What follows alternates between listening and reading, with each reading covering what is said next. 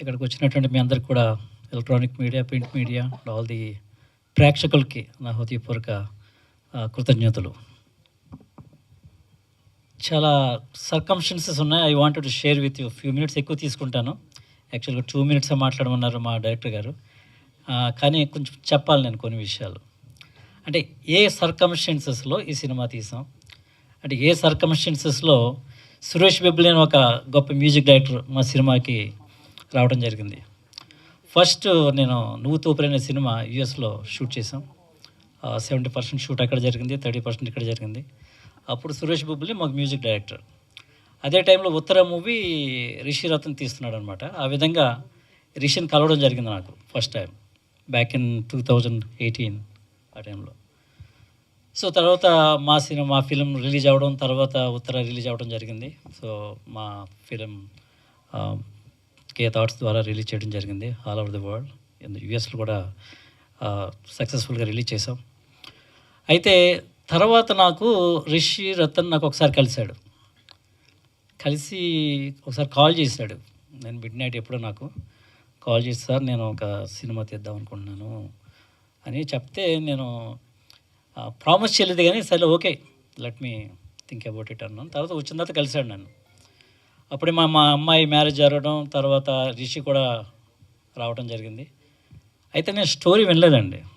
I don't have any clue about this film at all. So ఒకసారి కాలికే ప్రభాకర్ గారు ఆయన ఒకసారి మాట్లాడి ఈ సినిమా చాలా అద్భుతమైనటువంటి కాన్సెప్ట్ జేమ్స్ గారు, బ్రదర్ మీరు చేయాలి, కొంచెం సపోర్ట్ చేయండి అన్నారు. తర్వాత మళ్ళీ వినయవారం కానీ కలిశాను నేను. ఆయన కూడా బ్రదర్ ఈ సినిమా మీరు చేస్తే బాగుంటుంది, మాకు నచ్చింది concept, something very unique concept లాగా అనిపించింది మాకు అని చెప్తే నేను ఇంకా ఐ ప్రామిస్డ్. సో ఇంకా నేను దాన్ని సెకండ్ థాట్ ఏం లేకుండా నేను ఎస్ అని చెప్పాను. తర్వాత ఆ రోజు అన్నీ అయిపోయిన తర్వాత డిసైడ్ చేసేసిన తర్వాత ఇంకొక 1 అవర్లో నేను ఎయిర్పోర్ట్కి వెళ్తానగా ఒకసారి స్టోరీ విందామని చెప్పి నేను మా ఇంటికి రమ్మని చెప్పాను. అప్పుడు అందరూ వచ్చారు. అప్పుడు ఒక 30 మినిట్స్ 45 మినిట్స్ స్టోరీ వినటం జరిగింది. To be honest with you, ఆ స్టోరీ కూడా ఇంకా నేను ఎయిర్పోర్ట్కి వెళ్ళే హరిలో ఆ స్టోరీ కూడా సరిగ్గా వినలేదండి. అంటే నాకు రిషి రతన్ మీద ఒక confidence more than anything else. ఈ సినిమాని నేను కొత్త వాళ్ళకి దాన్ని పరిచయం చేయడం ద్వారా వాళ్ళకి ఎంకరేజ్ చేయాలని ఒక భావన ఉంది నాకు. ఈ సినిమా ద్వారా నేను డబ్బులు సంపాదించాలి లేదా పేరు సంపాదించాలని ఆలోచన కాకుండా why not I uplift newcomers. అలాగే హీరో గురించి చూస్తున్నప్పుడు చాలామంది హీరోని చూశారు మన రిషి. అయితే సంతోషం చూసినప్పుడు వెంటనే మనం then is the guy that we wanted to work with. అలాగే బాంబేలో కూడా మన క్రిష్క అమ్మాయి కూడా మాకు మన ఆడిషన్లు కూడా బాగా పెర్ఫామ్ చేసింది. సో అయితే ఒకరోజు ఏం జరిగింది ఏంటంటే, నేను అంతకుముందు సురేష్ బెబ్బులితో చాలా కాలం తర్వాత మళ్ళీ కలిశాను. నేను కలిసినప్పుడు ఒక మాట అన్నాడు Suresh, I don't know whether you remember, James గారు నేను ఈ మధ్య చిన్న సినిమాలకి నేను చేయలేకపోతున్నాను, కొంచెం బాగా బిజీ అయిపోయానండి అని ఒక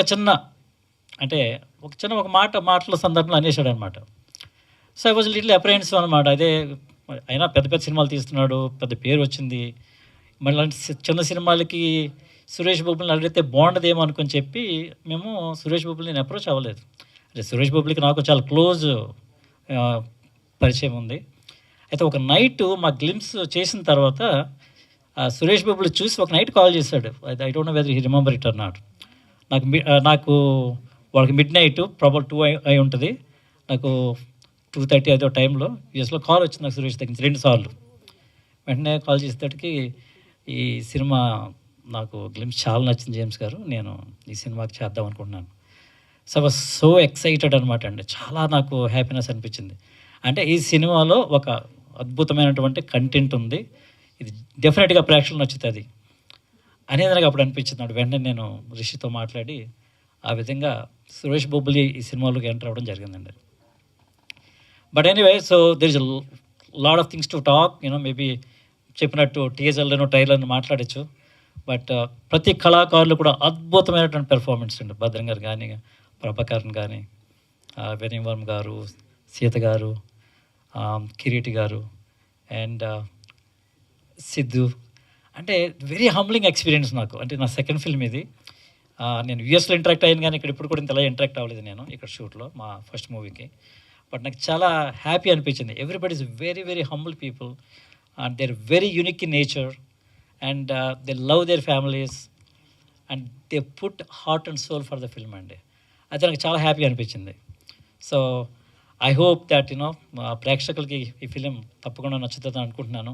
అండ్ ఇంకోటి లాస్ట్గా చెప్పాలంటే మనం అలా చూసినప్పుడు డైరెక్టర్ని ఒకటి అనిపించింది నాకు, ఈయన పెర్ఫామ్ చేయగలడా. ఎందుకంటే అతను ఉత్తర సినిమా తీసినప్పుడు నేను లేను అతను ఫిల్మ్ మేకింగ్లో.